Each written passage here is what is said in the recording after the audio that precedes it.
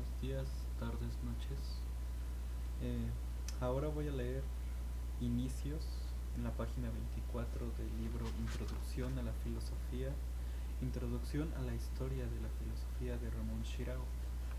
Antes leí Un laberinto, un escudo y una ley. En esta ocasión toca Inicios a partir de la página 24. Inicios. La filosofía griega se inicia en las mismas tierras jónicas donde nacieron los poemas homéricos. El hecho no es puramente casual y se debe principalmente a que esta era la región de más alta civilización durante los siglos 8 y 7.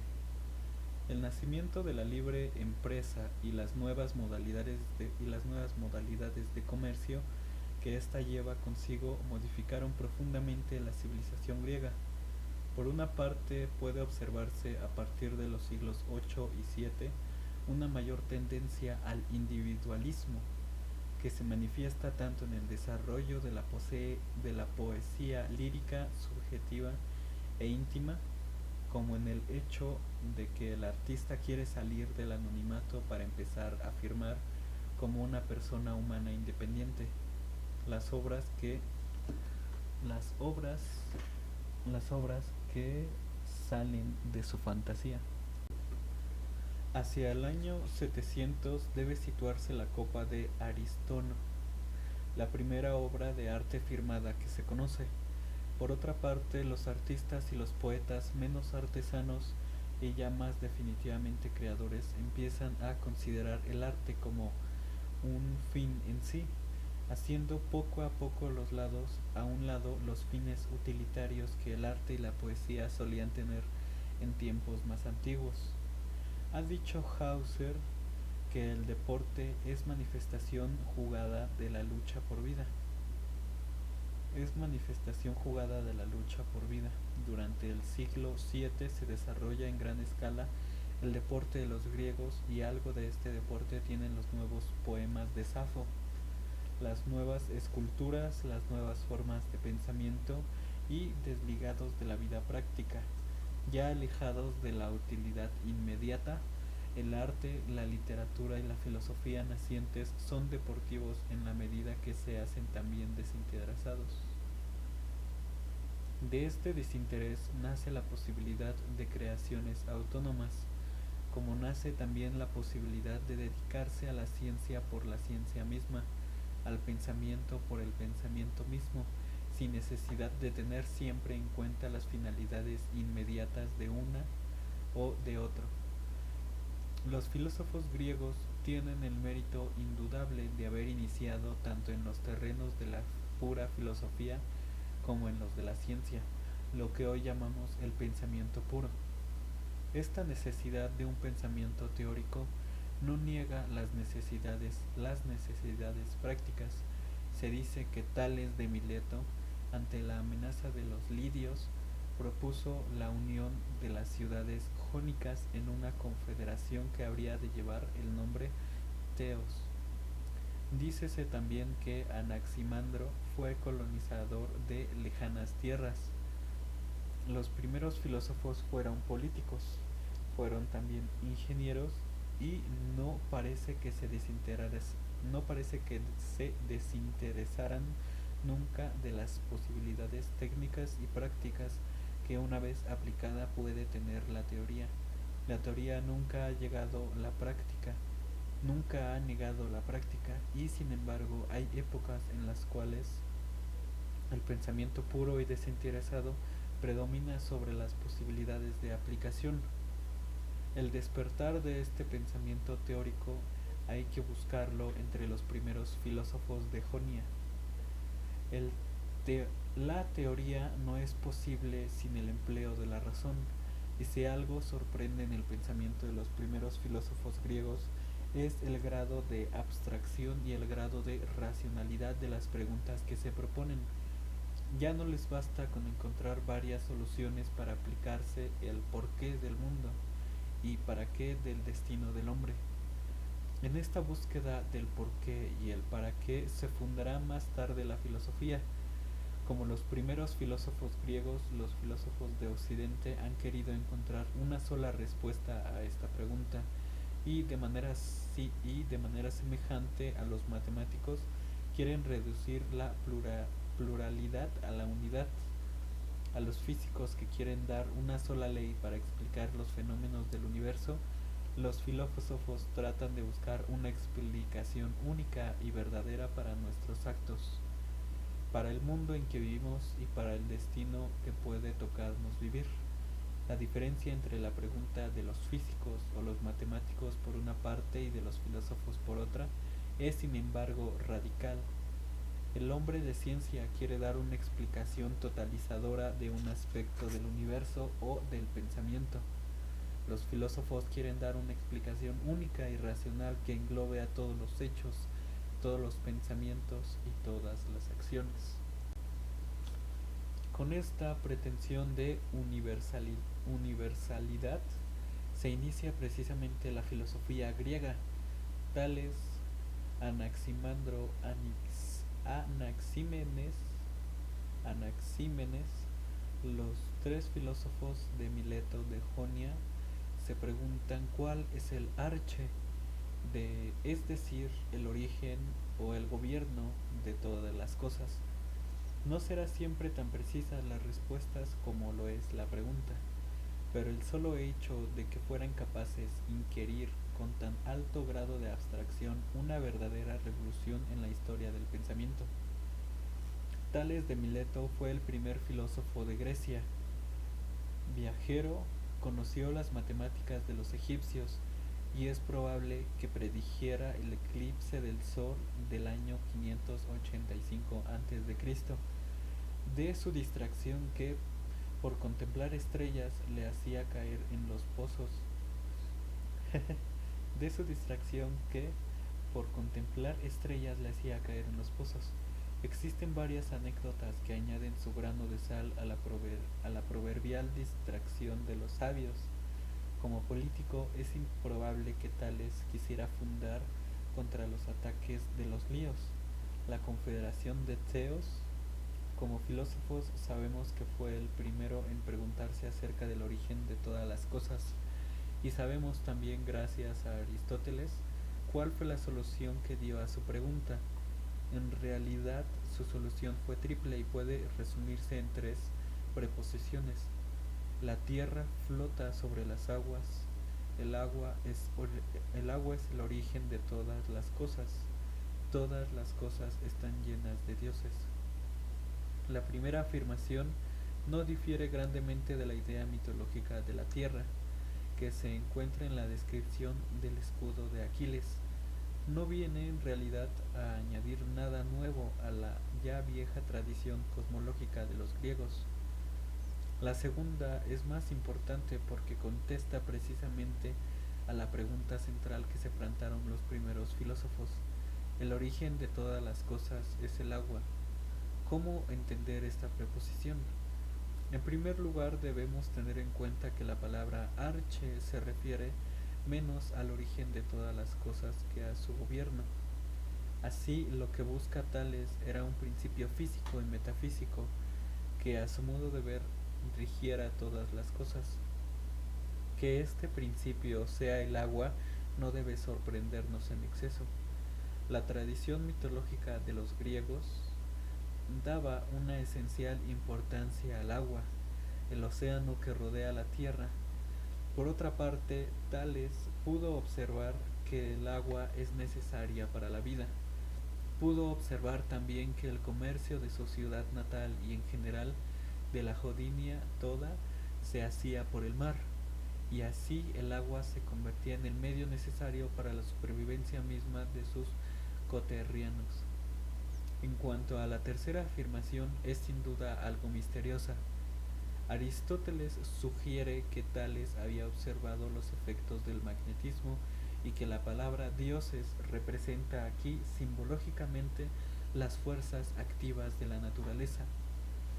En tiempos más modernos se ha podido creer que la frase de Tales transmitida por Aristóteles se refería realmente a las divinidades. La filosofía de Tales sería así una forma de espiritualismo. Espiritualismo. Es preferible en todo caso no hacer hipótesis por lo demás innecesarias.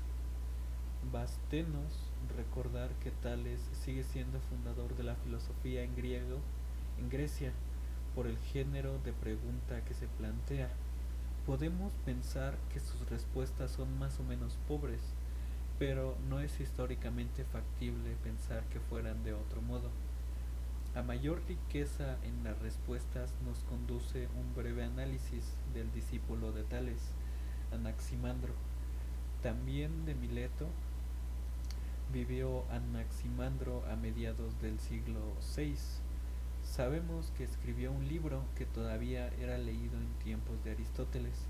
En él, Anaximandro es el primer filósofo que explícitamente se interroga acerca del arche, del gobierno o del principio de todas las cosas. Esta preocupación filosófica no estuvo nunca separada de los intereses prácticos. Como tales, Anaximandro tuvo interés por la política y fundó una colonia en Apolonia. También, como tales, se ocupó de problemas técnicos y es muy probable que a él se deba el primer mapa. Su interés por la astronomía lo llevó a dar a una nueva versión, mucho más moderna y exacta, de la naturaleza del mundo. La Tierra, cuerpo celeste, tiene forma cilíndrica. Suspendida en el centro del espacio, está rodeada por las estrellas. Todas las estrellas hechas de fuego, lejos quedan ya los días de Homero y aún los de Tales, su propio maestro. Pero si Anaximandro tuvo importancia en sus actividades prácticas y científicas, no la tuvo menor en cuanto trató de explicarse el origen del universo, su causa y su principio único. A la pregunta ¿cuál es el origen de todas las cosas?, responde Anaximandro, empleando por primera vez un claro argumento lógico, que ninguno de los cuatro elementos, fuego, tierra, aire y agua, puede ser el origen de la totalidad del universo, puesto que si afirmamos que un solo elemento es la causa, admitimos que la parte es causa de todo. Admitimos que la parte es la causa de todo, lo cual es obviamente contradictorio. No debe buscarse el origen de todas las cosas en ninguno de los elementos particulares que componen el mundo. El verdadero origen hay que encontrarlo en el apeiron, palabra que significa lo indefinido y lo informe. La introducción de esta noción nueva es de primera importancia y va a persistir en el curso de la filosofía occidental. Es posible que el origen histórico de la idea del apeiron deba encontrarse en aquella vieja noción hesiónica del caos. De todos modos, y cual sea su origen, es mucho más abstracta que la del caos mitológico. En efecto, el apeiron incluye ya una potencia nociones tan básicas como las del infinito y de la posibilidad. Estas dos nociones son importantes en varios aspectos. La de infinitud contribuye a variar notablemente el puesto del hombre en el mundo. Ya no estamos ahora en aquel cómodo universo de Homero, donde el mundo se reducía a una tierra plana y un cielo sostenido por herculíneas columnas. El universo se abre y el lugar del hombre dentro de su mundo es menos limitado. El palacio cubierto de estrellas que imaginaba Homero viene ahora a sustituirse por la vastedad de los espacios infinitos. En cuanto a la noción de posibilidad, su principal importancia viene de un hecho que puede hoy parecernos obvio. pero que en su momento fue un descubrimiento de primera importancia. Este descubrimiento equivale a decir que lo posible procede a lo real, o, si se quiere, que para alguna cosa llegue a ser real, tiene primero que ser posible. A esta abstracción que sitúa a Anaximandro como el primer filósofo de la verdadera originalidad, ya no solamente en cuanto a sus preguntas, sino también en sus respuestas, viene a añadirse otros descubrimientos que el propio Anaximandro aporta al campo de la filosofía. El primero de ellos ha llegado hasta nosotros en las palabras de Anaximandro citadas por filósofos más recientes. Afirma Anaximandro: las cosas tienen que cumplir la pena y sufrir la expiación que se deben recíprocamente por su injusticia. Se ha hecho notar que esta frase parece describir una esencia de tribunal, y efectivamente los términos empleados son términos jurídicos. Ello no debe sorprendernos si recordamos que ya desde Hesiono los griegos estaban principalmente preocupados por problemas de orden político y social. Más importante, más importante que su aspecto jurídico externo es el sentido profundo de la frase de Anaximandro. En realidad, lo que preocupa al filósofo es el movimiento. Si observamos el mundo que nos rodea, montañas, río o acero, vemos que todo está en constante cambio. Si nos observamos a nosotros mismos, no podremos dejar de percibir que cambiamos también constantemente. ¿Cómo explicar el cambio? Anaximandro sugiere que el cambio tan solo es inexplicable si existe verdadera oposición. Tal es el sentido de las palabras justicia e injusticia. Sabemos que solamente existe la vida si por un lado tiene un principio, el nacimiento, y por otro el final de la línea, un fin en su puesto, la muerte. Sabemos que la semilla solamente llega a ser árbol después de dejar de ser semilla. Sabemos que todo movimiento implica al mismo tiempo la construcción y la destrucción de algo. ¿Cómo imaginar algo? ¿Cómo imaginar el menor movimiento en un mundo que todo fuera idéntico a todo lo demás? Tan solo la diferencia, la oposición, la justicia y la injusticia explican el hecho de que de lo justo a lo injusto, de lo injusto a lo justo, exista la movilidad. El segundo y sorprendente descubrimiento de Anaximandro se refiere al origen de los seres vivos y especialmente del hombre. De acuerdo con Anaximandro, los seres vivos nacieron del elemento húmedo cuando hubo sido evaporado por el sol. El hombre era en un principio semejante a otro animal, el pez.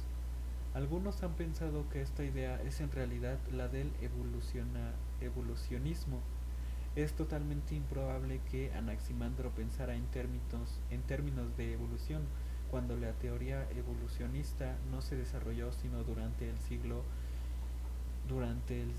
XIX.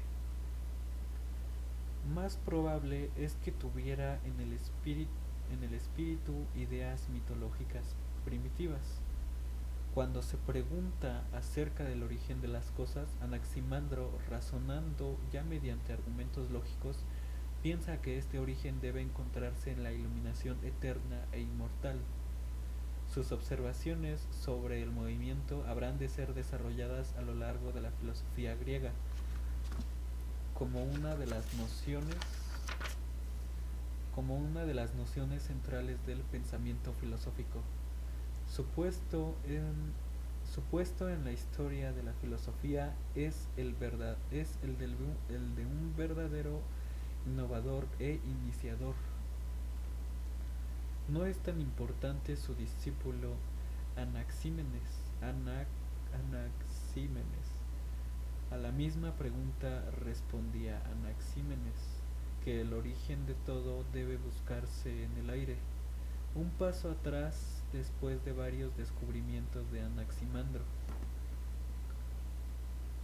Eso fue como una pregunta. Un paso atrás después de los varios descubrimientos de Anaximandro. Todo depende del sentido que se le dé a las palabras. Es posible que Anaxímenes, al hablar de aire, hablara del espíritu. Nuestro desconocimiento de su filosofía nos impide, sin embargo, considerarlo como el primer filósofo espiritualista. El movimiento y la inmovilidad. Con el desarrollo del pensamiento racional no tardó en aparecer entre los primeros filósofos de Grecia una clara oposición al pensamiento de los poetas. Los viejos maestros, principalmente Homero y Hesiono, empezaron a ser considerados como engañosos en sus enseñanzas. Las primeras manifestaciones de una clara oposición al pensamiento de los poetas se encuentran en el poema teológico de Genófanes, probable maestro de Parménides. La antigua religión politeísta no satisfacía ya el ánimo más abstracto de los primeros pensadores. Dábanse cuenta, por otra parte, de que los dioses que veneraban los distintos pueblos eran formas idealizadas de los propios hombres que constituían a los pueblos. Así, Genófanes se veía obligado a negar valor a la importancia a las Así Genófanes se veía obligado a negar valor a las interpretaciones religiosas de órdenes politeísta y afirmaba: Homero y Hesiono atribuyeron a los dioses lo que entre humanos es represible y sin decoro. Esta falsa atribución de características humanas a las divinidades hace que las imágenes que cada pueblo se hace de los dioses sean relativas a sus propias características físicas y morales. Así, los etíopes hacen que sus dioses sean negros y de nariz chata. Los tracios dicen que los suyos tienen los ojos azules y los cabellos rojos. Esta crítica de la religión antropomórfica no lleva a Genófanes a pensar como un ateo, antes, al contrario, le conduce a representarse, a pesar de que a veces se refiere a los dioses en plural, a un solo Dios, el mayor entre los dioses y los hombres, y que no se parece a los hombres ni por forma ni por el pensamiento. La nueva idea tan revolucionaria para la teología griega, como pudieron ser para la filosofía y la ciencia las ideas de los milesios, nos presenta a un Dios supremo que lo ve todo, lo piensa todo y lo oye todo. En su afán de dar una explicación racional y unitaria al mundo, Genófanes alcanza un concepto monoteísta de la divinidad. Grande será su influencia en el desarrollo de la filosofía griega, y la noción de Genófanes se hace de Dios habrá de alcanzar su más precisa expresión en la filosofía de Aristóteles.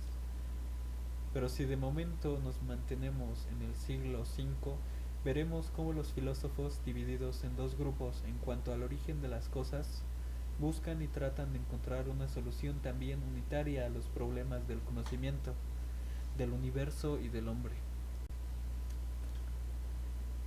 Heráclito. Heráclito nació en Éfeso, en las mismas tierras jónicas donde se desarrolló el primer pensamiento de los filósofos. Hay que situar la madurez hacia el año 478. De su vida conoceremos anécdotas probablemente fabricadas en tiempos bastante más recientes. Dícese que Heráclito era Basileus, rey de su ciudad, y que optó por abdicar al trono para dedicarse por completo a la vida contemplativa. Dícese también que su retiro obedeció a razones políticas, puesto que Heráclito reprobaba la actitud irresponsable de los gobernantes y los gobernados de Efeso. Sean cuales sean, sean cuales fueran los detalles de su vida, parece que puede establecerse un hecho. Heráclito fue un solitario, tal vez el primer caso de filosofía en Grecia que se aísla para meditar. En cuanto a su obra quedan En cuanto a su obra queda una serie de fragmentos en los cuales es ya posible discernir, dentro de un estilo alegórico, no pocas veces epigramático, los tres grandes campos en que habrá de dividirse toda la filosofía futura: la teoría del conocimiento, la metafísica y la moral. La división es, por lo demás, muy lógica. Si el filósofo suele preocuparse por el comportamiento y por el destino del hombre, no puede dejar de explicarse el sentido del universo que el hombre habita. Antes de hacerlo, sin embargo, tiene que pensar cuáles son las condiciones del saber y preguntarse también si el saber es posible o no lo es. Así la teoría Así la teoría sobre la posibilidad del conocimiento precede a la metafísica y la moral. Desde un buen principio, Heráclito afirma que existen dos formas de conocer, una verdadera y otra falsa. La primera es la que obedece al logos, a la razón, que en griego, como más tarde vermun, en verbum, en latín, significará también la palabra. La segunda es la que se apoya en los sentidos o en un mal entendimiento de ellos. Dice Heráclito: sabio es escuchar, no a mí, sino a la razón, esta razón siendo eternamente verdadera. Em- Empero los hombres son incapaces de comprenderla antes de oírla y después de haberla oído. La sabiduría, a pesar de que el pensamiento es común en todos los hombres, se descubre con dificultades y trabajos una vez que se ha renunciado a las faltas interpretaciones de los sentidos, a las falsas interpretaciones de los sentidos. Heráclito compara al sabio con los buscadores de oro, que cavan mucha tierra y encuentran poco, pero ya en Heráclito, este conocimiento difícil y lleno de trabajos es más un conocimiento interior que aquel conocimiento del mundo físico que trataba de encontrar los primeros filósofos de Grecia. Así, a más de un siglo de distancia de Sócrates, Heráclito puede decir: me he consultado a mí mismo. De este conocimiento de sí proviene la verdadera sabiduría, la que nos permite encontrar en la razón del origen de las cosas y el sentido de la vida. Cuando contempla el mundo que le rodea, tanto el mundo de los hombres como el mundo de las cosas, Heráclito se da cuenta de que todo está en movimiento y afirma: no puedes entrar dos veces por el mismo río, pues otras aguas fluyen hacia ti. Y en efecto, si vivimos en el tiempo, si el tiempo transcurre en todas las cosas, nada es en verdad repetible. Heráclito, sin embargo, no se contenta con afirmar que el movimiento existe. Quiere, más allá de la constatación de hecho, encontrar una explicación de los orígenes del movimiento. Esta explicación se encuentra en una idea que, si bien parece tan solo repetir lo anterior, viene del hecho a clarificarla. Si entramos y no entramos en las mismas aguas del río, es porque somos y no somos. El hecho es que si por una parte podemos pensar que somos, por otra, al ver nuestro pasado que ya no es, al pensar nuestro futuro que todavía no es, al pensar que en el instante en que vivimos, esta frase que leemos deja de ser en el mismo momento que la leemos. En verdad somos una mezcla de ser y de no ser, de ausencia y de presencia, de pasado, presente y futuro. En los extremos de nuestra vida se encuentran los opuestos. Vivir significa estar en el tiempo entre el momento de nuestro nacimiento y el momento de nuestra muerte. Lo contrario es lo conveniente, porque de hecho estamos viviendo siempre entre estados opuestos. Y esto que nos sucede a nosotros sucede también con los objetos del mundo, ríos encarnizados que van de su principio a su fin, en una constante transición de un opuesto al otro, en una constante guerra. El mundo es movimiento y el movimiento solamente es posible si existe la desigualdad, el contraste y la oposición. Sin embargo, Heráclito quiere ir más allá del movimiento, quiere buscar su sentido y su ley. En algunas frases que en un principio podrán parecer misteriosas, Heráclito afirma la final armonía de los contrarios, la unidad de los opuestos. Bien y mal son una cosa, el camino hacia arriba y hacia abajo es uno y el mismo. Los hombres no saben que el mundo, divergiendo con bien, los hombres no saben que el mundo, divergiendo, convienen consigo mismo. Y es que más allá del mundo en que más allá del mundo en que estamos existe una armonía de lo que se tiende y suelta, como el arco y la lira. Esta unidad, esta unidad última se realiza en Dios, supremo, supremo fin y suprema disolución de todas las contradicciones. Dios, para quien es bello todo y bueno y justo. Aunque los hombres juzguen lo uno injusto, lo otro injusto. La idea de la unidad de los opuestos se explica también y con mayor claridad cuando Heráclito afirma la ley del eterno retorno, esta ley que se encuentra en pueblos muy diversos y de muy distinto grado de evolución histórica, viene a decirnos que debe concebirse el mundo con una constante sucesión dentro de un ciclo constante, siguiendo este ciclo y dentro de un ciclo dado. Todas las cosas cambian constantemente, pero si pensamos que este siglo se ha repetido eternamente y volverá a repetirse eternamente, si lo que estoy escribiendo lo he escrito en otros ciclos una infinidad de veces y volveré a escribirlo infinidad de veces más, de hecho nada cambia. En la circunferencia de un círculo se confunden el principio y el fin.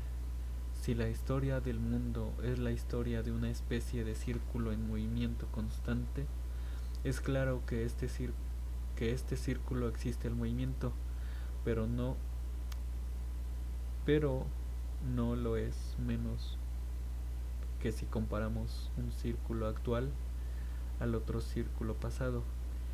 Existen los mismos puntos y los mismos movimientos idénticamente repetidos.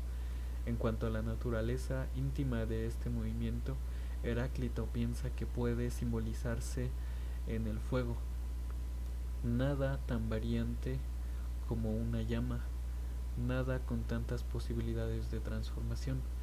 Y así, dentro de cada uno de los ciclos, el mundo que ha empezado con el fuego habrá de acabar igualmente en el fuego.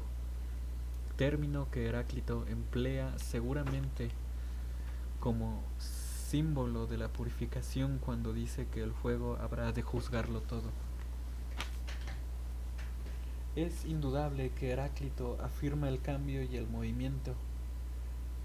No lo es menos que más allá de este cambio afirma igualmente la permanencia entre las cosas. Y ahora completa se aclara la primera frase que citamos. Sabio que quienes oyen no a mí sino a la razón, convengan en que todo es uno. Por motivos similares y siguiendo la metáfora del fuego, dirá Heráclito que las almas buenas son almas secas, aquellas almas en las cuales ha penetrado el fuego, símbolo a la vez de la razón única de todas las cosas y de la única última del universo y del hombre. Paralelamente al desarrollo de las colonias griegas en la Magna Grecia, si, Sicilia, sur de Italia, se desarrollaron en estas nuevas regiones variadas escuelas filosóficas. Entre ellas, la de influencia fue la de Pitágoras, cuya vida es en gran parte leyenda más que historia. Sabemos que debió enseñar hacia mitad del siglo VI, puesto que Heráclito se refiere a él como un pensador del pasado. Su filosofía puede reducirse a una serie de afirmaciones siempre novedosas. Pitágoras era matemático. A él y a su escuela se debe el progreso de la aritmética como ciencia abstracta. Es probable que esta dedicación a las matemáticas llevara a los pitagóricos a afirmar que el mundo está hecho de números. La afirmación es especialmente importante si tenemos en cuenta que la física moderna depende de la posibilidad de medir los fenómenos naturales. A este concepto matemático del mundo los pitagóricos añadían un concepto rítmico y armónico de la realidad. Después de observar que los sonidos emitidos por una cuerda en varias tensiones puede reducirse a números, los pitagóricos unificaron el número, el ritmo y la armonía. Así, cuando se ocupaba de astronomía, pensaban en las estrellas emiten un curso sonidos musicales. Sin embargo, no fue la ciencia la única ni tan solo la principal preocupación de los pitagóricos. Platón, Platón señala que Pitágoras fue célebre porque enseñaba una forma de vida, y es que en verdad los pitagóricos formaron una secta religiosa en la cual se enseñaban transmigración de las almas, el culto a la santidad y la abstinencia. Algunos de los consejos de los pitagóricos, como aquel que nos dice que nos debemos partir el pan con las manos, que no debemos partir el pan con las manos, tiene probablemente por origen tabúes y creencias primitivas.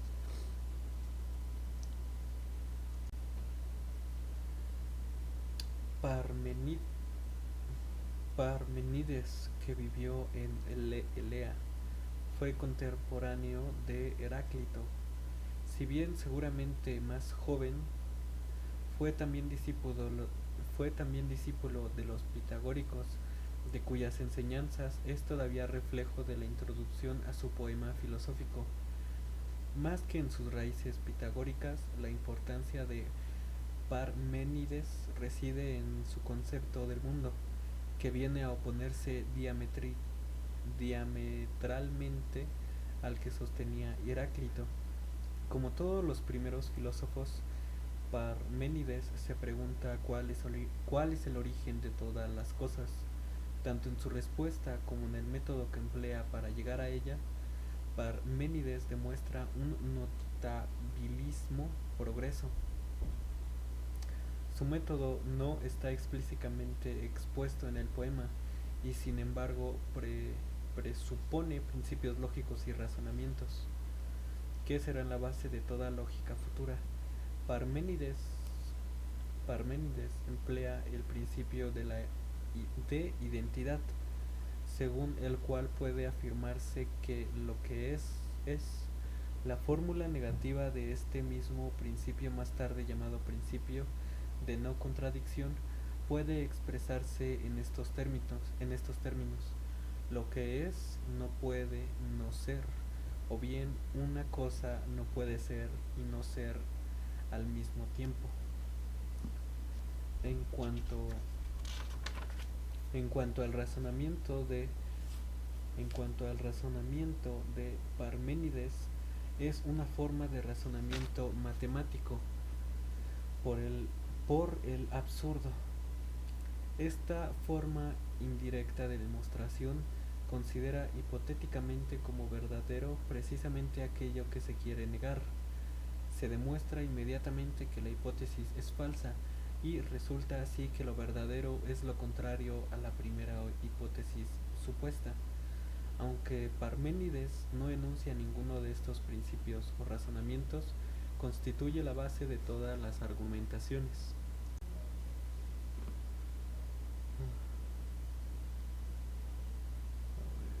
Esta forma 30. Aunque, aunque Parménides no enuncia ninguno de estos principios o razonamientos, constituye la base de todas las argumentaciones.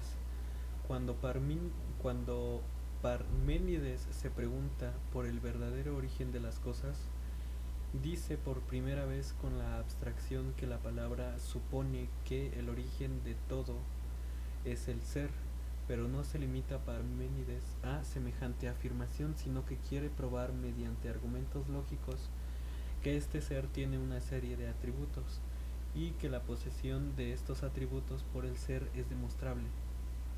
El primero de estos atributos es la inmutabilidad. ¿Cómo demostrar que el ser es inmutable? Procedamos mediante un razonamiento por el absurdo y supongamos que el ser se puede cambiar. Si el ser cambiara, según nuestra hipótesis, cambiaría o bien hacia el ser o bien hacia el no ser. Pero afirmar que el ser cambia hacia el ser es de hecho decir que no cambia, y decir que el ser cambia hacia el no ser es igualmente decir que el ser es inmutable, puesto que es imposible la existencia de lo que no es. El ser es inmóvil, es también por idéntico motivo uno y único.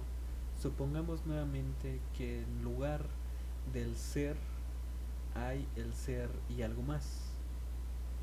¿Cómo llamar a este algo más? No podemos darle